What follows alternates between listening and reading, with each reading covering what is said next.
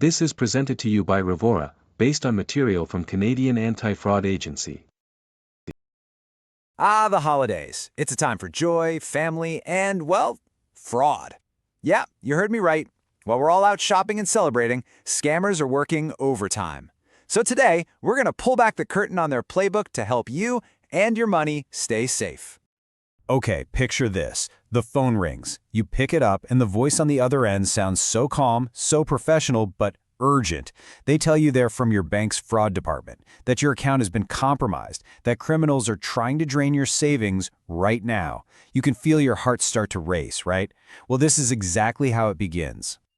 So that chilling phone call? That's not some one-off thing. It's actually part of a huge, seasonal surge in scams. And it gets so bad that authorities have to issue official fraud warnings every single year. You've got organizations like the Canadian Anti-Fraud Centre, or the CAFC, who put out these alerts. And they do it for a reason. The threat is absolutely real, and it's widespread. They track all this stuff, and what do they see? A massive spike in scams right around the holidays. It's like clockwork. And listen, it's not just one or two little tricks they're pulling. The CAFC has flagged 12 primary types of scams. Think about that. It's a full dozen different playbooks that scammers use during the holidays. And each one is tailor-made to exploit that unique holiday mix of stress, generosity, and just being plain busy. I mean, just look at the range here. They're hitting you where you shop online with these incredible deals. They're going after your good nature with fake charities. They're even preying on people's loneliness with romance scams. It's like they've got an angle for pretty much every single holiday activity you can think of.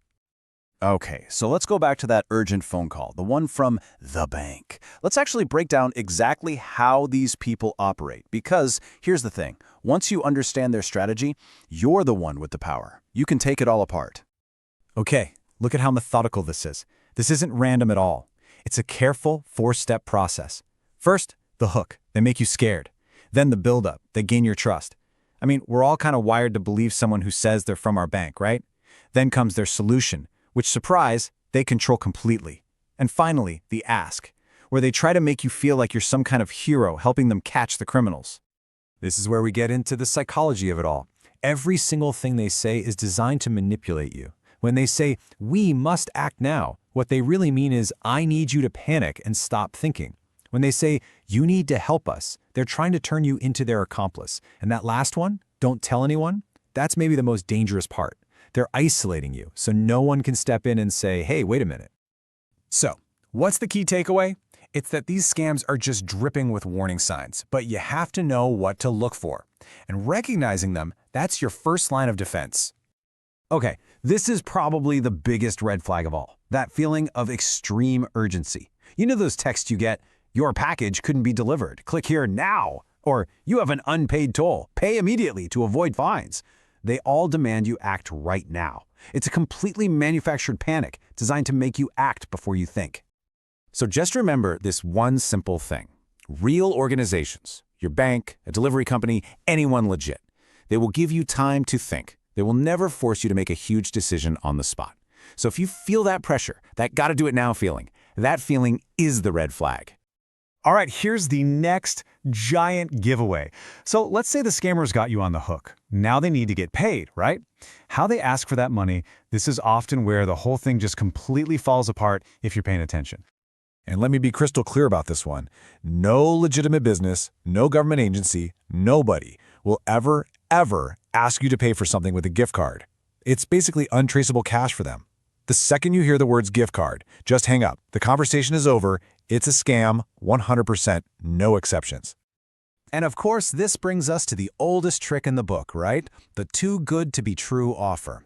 It works because, hey, who doesn't want a great deal or a lucky break? Scammers know that, and they prey on it.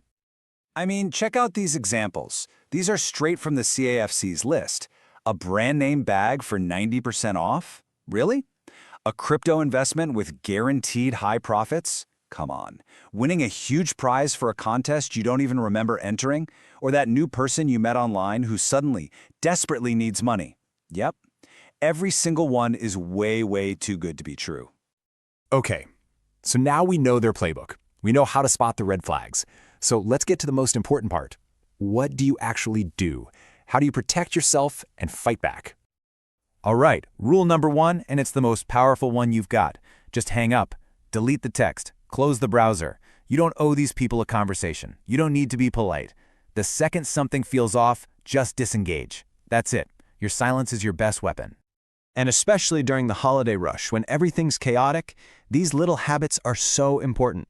Simple stuff, you know? Covering your PIN at the checkout, not clicking on weird links in your email. It makes a huge difference. Scammers are counting on you being distracted and letting your guard down. Don't give them that chance. This brings us to what might be the golden rule. Always, always verify things on your own. If someone calls saying they're from your bank, fine. Hang up and then call the number that's printed on the back of your actual debit card. Get an email from a store? Don't click the link. Open your browser and go to their official website yourself. Never, ever, ever use the phone number or link they give you. And finally, what if you think you've been targeted, or worse, what if you've already lost money? It's so important to take these 3 steps right away. Reporting it helps protect you from more damage, sure, but it also does something else. It gives the police and the fraud centers the info they need to hunt these people down and stop them from hurting someone else.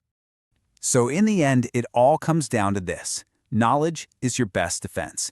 You've now seen the entire playbook. You know their strategy, from the hook to the ask.